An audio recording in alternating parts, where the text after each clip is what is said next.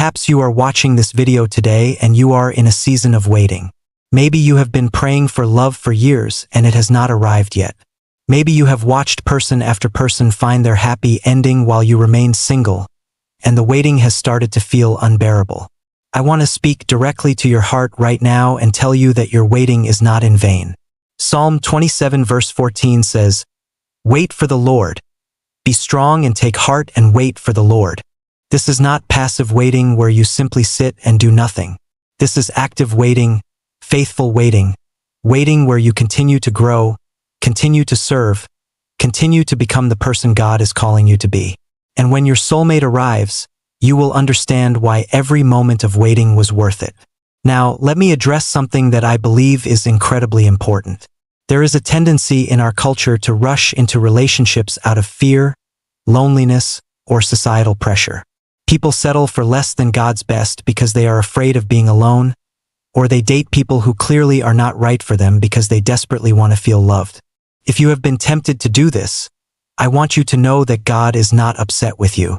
He understands your longing for companionship and love. But He also knows that the temporary comfort of a wrong relationship can never compare to the eternal joy of a right one. Jeremiah 29 verse 11 provides this beautiful reassurance. "For I know the plans I have for you, declares the Lord, plans to prosper you and not to harm you, plans to give you hope and a future." This verse was written to people who were in exile, who had every reason to feel abandoned and forgotten. Yet God promised them hope and a future. That promise extends to your love life as well. When we talk about soulmates, I think it is important to understand what the Bible actually says about love and marriage. 1 Corinthians chapter 13 gives us the famous love chapter, and verse 4 begins with these profound words, "Love is patient." Patience is not just a nice attribute of love. It is foundational. Real, lasting, God-honoring love is patient. It waits. It trusts in God's timing even when circumstances suggest that timing makes no sense. This patience applies not only to how we love others but also to how we wait for love to come into our lives. You see, when we demand that God bring us love on our timeline, we are essentially telling Him that we do not trust His wisdom, His timing, or His plan.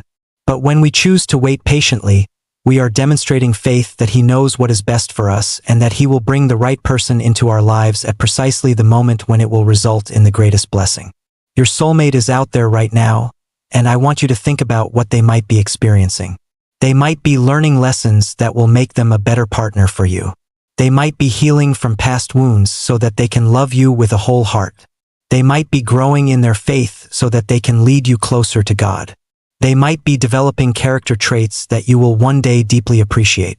And here is the beautiful part. While they are growing and becoming ready for you, God is also preparing situations and circumstances that will eventually bring you together. Perhaps you will meet in a way neither of you expected. Perhaps a mutual friend will introduce you. Perhaps you will both end up at the same place at the same time, and your eyes will meet across a crowded room in a moment that feels like time itself has stopped. God has already orchestrated that moment. He has already placed it on the calendar of destiny. All you have to do is continue to trust Him, continue to be faithful, and continue to believe that love is coming for you. Song of Solomon 8 verse 7 says, "Many waters cannot quench love. Rivers cannot sweep it away. If one were to give all the wealth of one's house for love, it would be utterly scorned." This verse tells us that true love, the kind of love God has planned for you, is unshakable and invaluable. Cannot be bought, rushed, or forced. It must be received as the precious gift that it is. When your soulmate finally enters your life, you will recognize that everything you waited for, everything you prayed for, and everything you hoped for was worth every moment of patience. I want to share another powerful truth with you today. The person you are meant to be with chose you long before you ever met. In God's eyes, you are not a backup plan or a second choice. You are the chosen one. Just as Christ chose the church and gave Himself up for her, your future spouse has been spiritually and divinely oriented toward you in a way that goes beyond human understanding. Ephesians 5 verse 25 says, "Husbands, love your wives, just as Christ loved the church and gave Himself up for her, This kind of sacrificial, committed, enduring love is what God has planned for you. You ever wonder if the person you are meant to be with is actually out there? Have you watched friends find love while you waited, sometimes feeling invisible or forgotten by the universe, wondering if God's plan for your romantic life somehow got lost in translation? I want you to know something beautiful today, and I need you to really hear this in your heart. The reason you might be single, the reason your love story hasn't unfolded the way you expected, the reason you may have experienced heartbreak or disappointment in relationships, is not because God forgot about you. It is not because you are unworthy of love or that something is wrong with you. In fact, quite the opposite is true, and what I am about to share with you today might just change the way you view your romantic journey forever. God and His angels have been watching over you, orchestrating events behind the scenes, and they have a message specifically for you right now about love, about your future, and about the incredible plan He has set in motion for your heart. You are not alone in this waiting season. So many people who are watching this video right now have felt exactly what you are feeling. They have cried themselves to sleep wondering if true love will ever find them. They have deleted dating apps in frustration, asked God repeatedly why He hasn't brought them their person, and maybe even started to believe that soulmates are just a beautiful fairy tale meant for other people but not for them. If that has been your experience, I want you to know that I see you, I understand you, and more importantly, God sees you too. He has not forgotten about you, and what He wants to tell you today will fill your heart with hope and reassurance that you may have been missing. Let me share something profound with you right now. The title of this video says, Chosen One. Your soulmate rejected everyone else because they were saving love for you. Now, before I dive deeper into this message, I want to be clear about something. This is not about putting pressure on you or making promises that belong solely to God. Instead, this is about recognizing that God has a perfect plan for your love life, and that plan involves someone who has been specially prepared, specifically chosen, and deliberately kept apart from everyone else until the exact moment when God knows the timing will be right.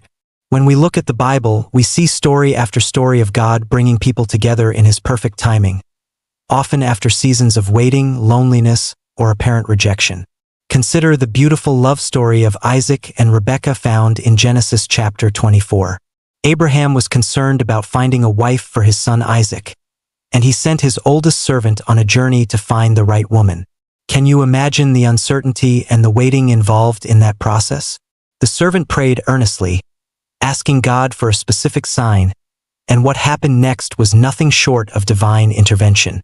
Rebekah appeared at the well at precisely the right moment, and everything about their meeting screamed of God's hand at work. She was kind, generous, and everything the servant had prayed for. But here is what I want you to notice most. Rebekah had been living her life, going about her daily routine, completely unaware that God was preparing her for this monumental meeting. She had not been sitting around waiting to be chosen. She had been living faithfully, serving God and others, and when the moment arrived, she was ready. This is the picture of how God prepares both partners for each other. Now, let me take you to the story of Ruth and Boaz, which is one of my favorite love stories in all of Scripture.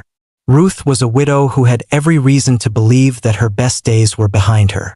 She was a foreigner in a foreign land, with no prospects, no security, and no guarantee of finding love again. Yet she remained faithful to God and to her mother-in-law Naomi. She worked hard, she served others, and she conducted herself with integrity and grace. Meanwhile, Boaz was a man of God who recognized virtue when he saw it. He was not young and reckless. He was established, mature, and waiting for the right woman. When their paths crossed, it was not by accident.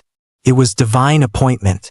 Ruth 2 verse 12 says, "May the Lord repay you for what you have done. May you be richly rewarded by the Lord, the God of Israel, under whose wings you have come to take refuge." This verse reminds us that when we live faithfully and trust in God's timing, He rewards us in ways we never expected, including bringing us the love of our life at precisely the right moment. I want you to understand something crucial about the message I am sharing today. The person you are meant to be with, your soulmate if you will, has not found you yet because God is still preparing them and still preparing you. Ecclesiastes 3 verse 11 tells us that God makes everything beautiful in its time. This means that your love story,